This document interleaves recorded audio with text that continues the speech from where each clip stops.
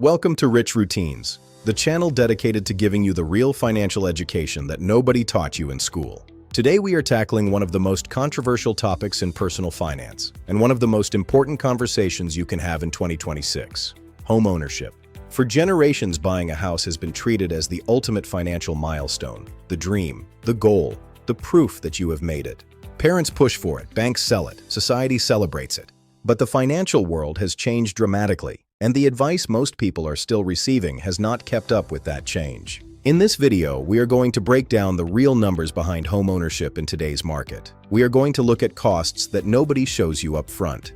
We are going to explore the opportunity cost of that decision, and we are going to give you a clear framework for making the smartest possible choice for your own financial future. Stay until the end, because the final section completely changes how you think about building wealth in 2026. Let us get into it.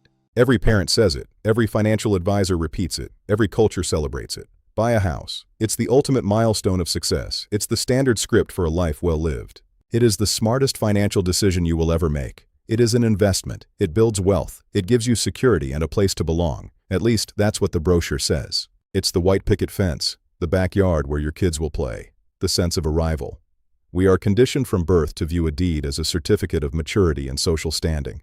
But let's be honest, buying a house is often an ego-driven decision. It's about not being the only one in your social circle who doesn't own. It's about winning the dinner party conversation. The FOMO, the fear of missing out, is a powerful marketing tool for the real estate industry. They want you to believe that if you don't buy now, you'll be priced out forever.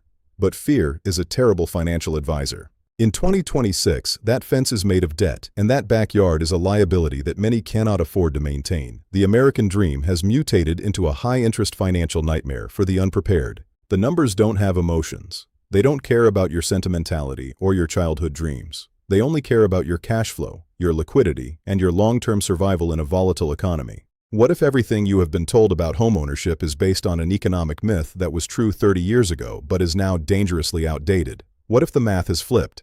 What if your mortgage is quietly destroying the financial future of your family? What if the path to wealth in 2026 has changed so fundamentally that the old rules are now a liability? That is exactly what this video is going to prove. Over the next 9 minutes, I will show you the real numbers that nobody else is talking about. You will never look at a house the same way again. The homeownership myth was born in a very specific economic era. Post-World War II America. Housing was cheap relative to incomes, and the middle class was exploding. Interest rates were manageable, cities were expanding rapidly, land was abundant. In that environment, yes, buying a house was one of the smartest moves a family could make. Properties doubled and tripled in value within a generation. The people who bought in that era built enormous generational wealth through simple residential real estate. But that was then. But here is the critical thing almost nobody says out loud. That era is over. The conditions that made homeownership such a reliable wealth builder no longer exist in most major cities today. Home prices relative to average income have reached historic highs that previous generations never experienced. What cost 3 times the average salary in 1980 now costs 10 times today. Here is what the real estate industry does not advertise when they show you a beautiful property. The purchase price is just the entry fee. The real cost is hidden in the fine print. Let us walk through the complete real cost of buying a house in 2026, because most people never see the full picture until it is far too late to turn back. Prepare to be shocked by the math. You buy a house for $300,000. Your down payment is 20%. That is $60,000 in cash gone from your liquid assets immediately. That's money that is no longer working for you. Your mortgage on the remaining $240,000 at a 7% interest rate means your monthly payment is approximately $1,597. It sounds manageable, but look at the cumulative effect over time. Over 30 years, you pay back $574,920 in total mortgage payments. On a $240,000 loan, you paid $334,000 purely in interest. You bought the bank a house before you owned your own. Then add property taxes, typically 1 to 2% per year. That is another $135,000 gone over the life of the loan. Taxes that never end, even when the mortgage does. Then insurance, another $45,000. Then maintenance. Experts recommend 1% annually, that is $3,000 a year minimum. Another $90,000. The house is a hungry asset. Add it all together. Your $300,000 house, by the time it is paid off, has actually cost you over $1 million. That is the real price of the American dream in 2026. But here is the financial concept that completely changes the conversation. Opportunity cost. It's the cost of what you didn't do with that $1 million. If you invested that $60,000 down payment in an index fund at 10%, it would grow to over $1 million in 30 years. That's just the down payment alone. The $397 monthly difference between a mortgage and rent, invested over the same period, adds another $798,000. The strategic renter ends up with nearly $2 million more. In 2026, the argument is even weaker. Mortgage interest rates remain significantly elevated, and affordability is at or near historic lows in almost every major city in the world. The flexibility cost is also enormous. In a world of remote work and global career pivots, a mortgage chains you to one spot when mobility is your greatest financial asset. Now, buying a house absolutely makes sense in specific circumstances. It makes sense if you are staying for 10 years, have a full emergency fund, and it aligns with your life goals. But for most, the smarter path is to rent strategically in a location that maximizes your career and income opportunities. Maintain your flexibility and invest the difference. The goal is to build wealth first and make the homeownership decision from a position of absolute financial strength rather than from cultural pressure. Build your foundation first. The conditions have changed. A $300,000 house costs $1 million. The opportunity cost is massive. In 2026, flexibility, liquidity, and diversification are the keys to true wealth. Don't let the real estate industry dictate your future. Look at the real cost, the interest, the taxes, the repairs. Understand that your home is a liability until it's paid off. The old way was to buy and pray for appreciation. The new way, the 2026 way, is to invest strategically and stay mobile.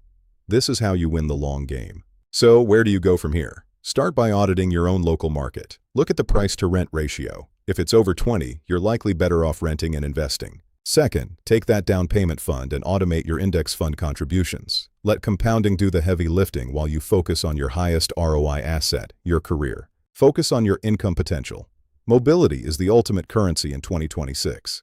Don't trade your future freedom for a 30-year anchor that limits your potential to move for a better job. I'm giving you a 90-day challenge. Stop browsing real estate apps. Start browsing investment portfolios. Spend 3 months focused purely on increasing your liquid net worth. Automate your savings. Negotiate your rent if you can. Upskill yourself. In 90 days, you will feel the momentum of wealth building. Momentum that a mortgage would have killed. Master your mobility. Your ability to move, to travel, and to seize opportunities across the globe is your greatest weapon in the modern economy. Bricks and mortar don't move. You do.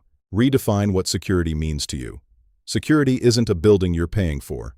Security is a liquid portfolio that pays for your life, no matter where you choose to live. That is ultimate freedom. You can have community, you can have roots, and you can have a home without being a slave to a mortgage. Belonging is about people, not property deeds. Choose people over debt. The world is changing, and your strategy must change with it. Build real wealth first, and then, only then, buy from a position of absolute financial strength and clarity. Financial freedom isn't about owning a building. It's about owning your time, your choices, and your future. Don't let anyone tell you otherwise. Take control of your numbers today. If this video opened your eyes, subscribe to Rich Routines, because financial freedom starts with understanding the real numbers. I'll see you in the next one. Let's build wealth. So here is the final thought I want to leave you with today. The goal of this video was never to tell you that buying a house is always wrong. The goal was to give you the complete picture that the real estate industry and the banks rarely give you. Because when you see the full numbers, the real costs, the opportunity costs, and the market conditions, you can make a genuinely informed decision rather than an emotionally driven one. Real wealth is not built by following the script that society hands you. It is built by understanding numbers deeply enough to write your own script and having a clear plan behind it. That is what Rich Routines is here to help you do. If this gave you value, hit the subscribe button right now because every week we publish content exactly like this. Real financial education, real numbers, no fluff. Share this video with someone thinking about buying a house. It might be the most valuable thing you do for them today. We will see you in the next one.